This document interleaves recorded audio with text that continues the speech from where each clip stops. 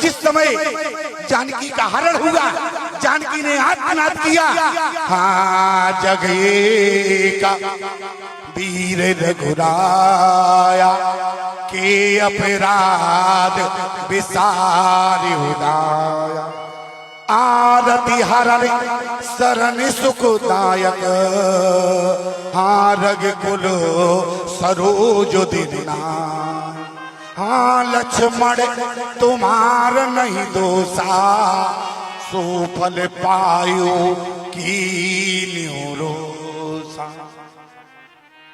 आज जानकी का जब आत्मनाद हुआ प्यारे, भये चराचर जीव दुखारी, लेकिन सीता की मदद के लिए कोई भारत का प्राणी आया क्यों? जानकी ने आत्मनाद किया तो कोई भारत का प्राणी नहीं आया, भारत का कोई साधु नहीं आया, भारत का कोई सिद्ध नहीं आया। अगर जीवन में काम आया जानकी के तो वो भारत का गिद्ध काम आ गया, सीते पुत्र। किसी ने कहा एक बात समझ में नहीं आई, अगर रेखा के बाहर ही ना होती तो सीता तुम्हारा हरण ना होता, तुम्हारा हरण तुम्हारी गलती से हुआ है। सीता ने कहा दुनिया के लोगों, मेरे हरण के बारे में जानना चाहते हो? रेखा ने कहा कि सीता तुम रेखा से बाहर नहीं जाओगी, तुम्हारा हरण हो जाएगा। सीता ने कहा मैं जानती हूं मेरा हरण हो जाएगा, लेकिन रेखा एक बात बताओ, अगर आज सीता का हरण नहीं होगा तो रावण का मरण भी नहीं होगा। वे रावण का मरण के लिए सीता का हरण जरूरी है। सीता किसके लिए हरण करा रही हो? अपने कुल की मर्यादा के लिए, अपने कुल की मर्यादा रखने के लिए आज मैं अपना हरण कराऊं। कौन सी मर्यादा? सीता ने कहा जहां पर विश्वामित्र जी जैसे मांगने आए, राजा हरिश्चंद्र स्वयं मिट गए, लेकिन देने से इनकार नहीं किया। मैं उसी कुल की कुलवधू हूँ और आज अगर इसको देने से मना कर दूं तो मेरे कुल की कीर्ति कलंकित हो जाएगी, इसलिए मुझे बाहर जाना। ध्यान देना प्यारे, लोग सीता के हरण पर टीका टिप्पणी करते हैं। रेखा ने कहा कि सीता ये अत्याचारी, दुराचारी, पापाचारी, ये रावण है, ये तुम्हारा हरण करने आया है, ये कोई साधु नहीं है। बोली मैं जानती हूँ, लेकिन रेखा एक बात तो बताओ मैं कौन हूँ? रेखा ने कहा कि सीता तुम जगत की जननी हो, सिख हमारे सुनी परमे पुरीता, सिख हमारे सुनी परमे पुनीता, जगदम्बा जानो जी सीता, जगदम्बा जानो जिन सीता, सिख हमारे सुनी परमे पुनीता, हमारे सुने परम पुनीता, जगदम्बा जानो जिन सीता, जगदम्बा जानो जिन सीता। जानकी तो जगत की जननी है माँ, और रेखा ने रोका सीता तुम रेखा के बाहर नहीं जाओगी। सीता ने कहा खामोश, मौन हो जा, जो मुझे रोकने का प्रयास किया। अगर आज मैं रेखा के बाहर ना जाऊंगी, मैं जगत की माँ हूँ, भले ही अत्याचारी, दुराचारी, पापाचारी रावण है, लेकिन रेखा मैं माँ हूँ। पुत्र कुपुत्र हो सकता है, माता को माता नहीं हो सकती है। और अगर आज मैं रेखा के बाहर न जाऊंगी तो भारत से माँ शब्द कलंकित हो जाएगा, कोई भारत की नारी को माँ नहीं कहेगा, इसलिए मैं रेखा के बाहर चली। कौन भारत को माँ कहेगा? कौन भारत की नारी को माँ कहेगा? माँ शब्द की लाज रखने के लिए। सीता तुम्हारा हरण किस लिए हुआ है? बोली धर्म के लिए। तुमने धर्म के लिए अपना हरण करा लिया अब तुम्हारी रक्षा कौन करेगा? एक बात याद रखना मेरे प्यारे, अगर जीवन में धर्म पर चलोगे तो तुम्हें चिंता करने की आवश्यकता नहीं है। माता जानकी कहती हैं, मैंने धर्म के लिए अपना हरण कराया, लेकिन दुनिया के लोगों, अगर मैंने धर्म के लिए अपना हरण कराया तो धर्म ही हमारी रक्षा करेगा। क्यों? बोले धर्म रक्षति रक्षता, धर्म ही उसकी रक्षा करता है। जो धर्म के लिए अपने जीवन की आहुति दे देता है, धर्म ही उसकी रक्षक बन जाता है। और जो धर्म की आड़ में अधर्म करता है, मैंने एक दिन आपसे निवेदन किया था, सीता से कहा तुम्हारा हरण हो जाएगा। सीता, मैं तुम्हारी सुरक्षा में पड़ी हूं, इसलिए रेखा के बाहर नहीं जाऊंगी। सीता ने कहा अगर आज मैं रेखा के बाहर नहीं जाऊंगी तो हमारी समस्त नारी जाति को शिक्षा नहीं मिलेगी। अच्छा, नारी जाति को कौन सी शिक्षा मिलने वाली है तुम्हारी हरण से? माताओं, माता जानकी कह रही हैं कि भारतीय सनातन धर्म की नारी, याद रखना हमारे आगे एक रेखा पड़ी है, उस रेखा का नाम है लक्ष्मण रेखा, और एक रेखा आपके आगे है, उसका नाम है मर्यादा की रेखा। माता जानकी मानो के भारतीय सनातन धर्म की नारी से कहना चाहती है कि भारतीय सनातन धर्म की नारी अगर मर्यादा की रेखा के अंदर रहेगी तो वो सुरक्षित रहेगी, और जो नारी मर्यादा की रेखा के पार जाएगी उसका समाज में हरण होगा। इसलिए मर्यादा की रेखा के अंदर रहना। ये सीता का हरण हम और आपको शिक्षा देता है। इसलिए सीता का हरण इसलिए नहीं हुआ, सीता का हरण इसलिए नहीं हुआ कि आज हम लोग टीका टिप्पणी करें। सीता का तो हरण धर्म के लिए, क्योंकि प्यारे हम साधु हैं, हमें दोष देखना नहीं आता, हम लोग अर्थ का अनर्थ नहीं करते। और आज यहाँ सीते पुत्री करस जल त्रासा, सीते पुत्री कर त्रासा, सीते पुत्री जगत कर त्रासा, सीते पुत्री जगत कर त्रासा, करियो जातो दान करना सा, करियो जातो धन करना सा, करियो जातो दान करना सा, करियो जातो धन करना सा।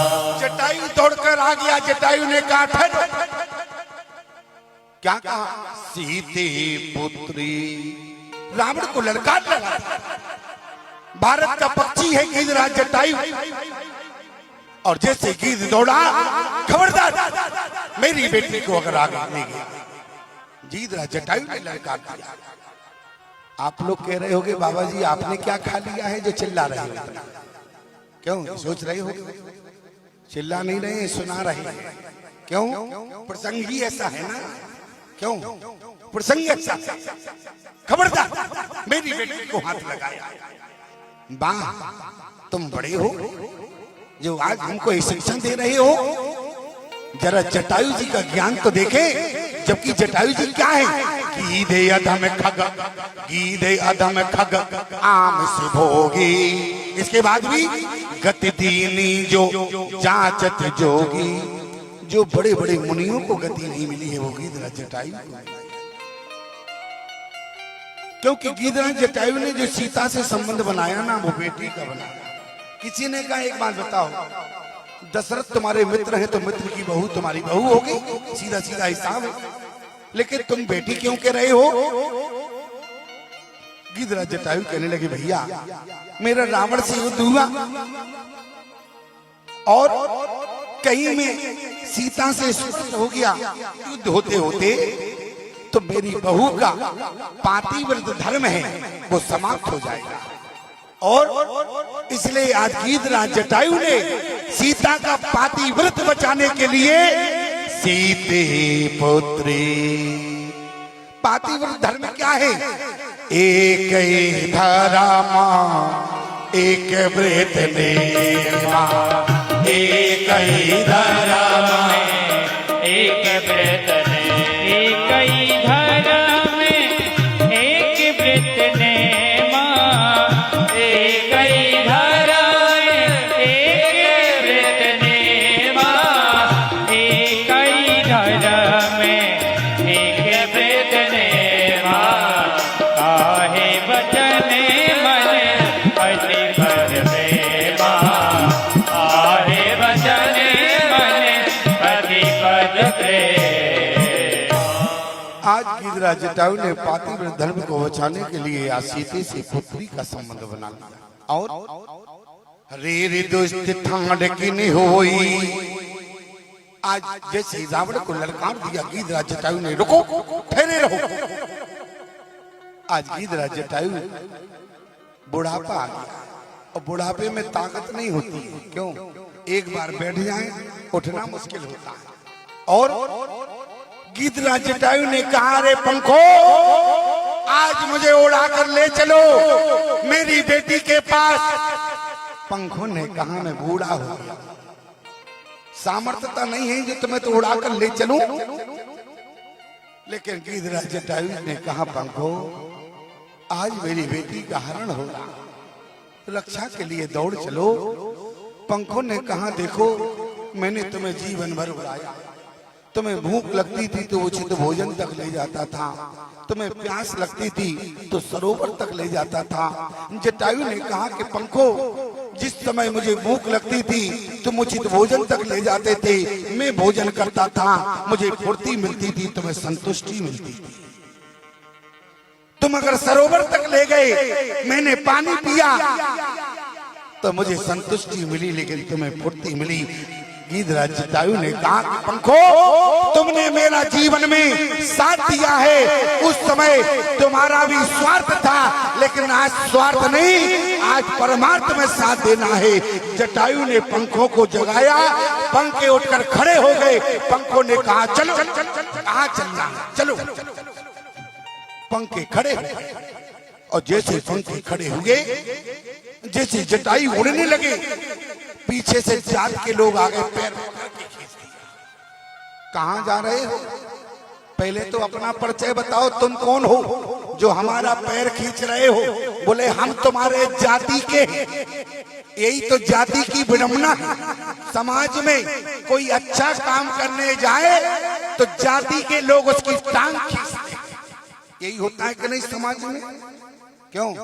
देखो समझ में आए, ठीक है ना? हाँ तो हम समझ जाए। हाँ ऐसे मत बैठे रहो मूर्त मन तपस्या जैसी, ऐसे बैठे हैं जैसे अभी अभी आए हैं, एकादशी व्रत है। निवेदन करना चाहते हैं। आज गिरिराज जटायु को जैसे जगाया, गिरिराज जटायु उठ कर खड़े हो गए, पंखे जो है उड़ा कर ले गए। और जैसे ही पहुंचे, जटायु जी जो है रावण को चोंच मारने वाले थे। ब्रह्मा जी आ क्या कर रहे हो? बोले क्यों? अभी हमारी बेटी आत्मनाद कर रही थी तब तो तुम आए नहीं, लेकिन अब बोले अब हमारा संविधान फेल हो रहा है। कौन सा संविधान? बोले हमने लिखा है रावण की मृत्यु राम के हाथों होना है, और तुम चोंच मार दोगे तो? बोले तो क्या होगा, रावण मरेगा नहीं। अरे बोले दिमाग खराब हो गया, अगर तुमने चोंच मार दिया कहीं ब्रेन हेमरेज हो गया तो युद्ध किससे होगा? पड़ा रहेगा एक जगह। तो अब गोस्वामी तुलसीदास जी ने क्या लिखा? अरे चोंचे मार बेदारे से दे, चोंचे मार बेदारे से दे, चंदे के भाई को चाहते, गररे के मैं मोर चाहते। जय सिया राम, जय जय सिया राम, जय सिया राम, जय जय सिया राम, जय सिया राम, जय जय सिया राम, जय सिया राम, जय जय सिया राम। आज गिरिराज गीधराज जटायु ने सिर को छोड़कर चोंच का प्रहार किया। इसके बाद भी रावण को मूर्छा आ गई, लेकिन हमारे गीधराज जटायु ने पुनः पार नहीं किया। जब रावण मूर्छित से उठा, इसके बाद पुनः युद्ध हुआ। काट इस पंख परा खगधर ने पंख काट दिया, नीचे गिर गया और राम राम कहते रहा। और इतना ही नहीं, आगे पड़ा गीधपति देखा, सुमिरत राम चरण जन रेखा। राम जी ने कहा कि लक्ष्मण, आज जो गीधराज जटायु ने किया है, इसलिए अविरल भक्ति देना पड़ेगा, अविरल भक्ति देना पड़ेगा। आज जो जटायु ने किया है, जटायु ने कहा, राम जी कहने लगे एक काम करो जटायु। क्या? राम कहा तन राख होता था, मुख मुस्काए कही तय पाता। जटायु ने मुस्कुराकर कहा, क्या चाहते हो? मैं अपना तन रख लूं? अरे जन्म जन्म मुनि जतन कराई, अंत राम कहे आवत नाई। आप स्वयं खड़े हैं, ऐसी मृत्यु को कौन टालना चाहेगा? प्रभु राखो देह नाथ के खागे। अब क्यों राखना चाहते हो? इसलिए आप सुमन सेवा सुख मोह पित को सुख दीजिए। लेकिन इसके बाद भी गीधराज जटायु ने वो बात कही प्यारी।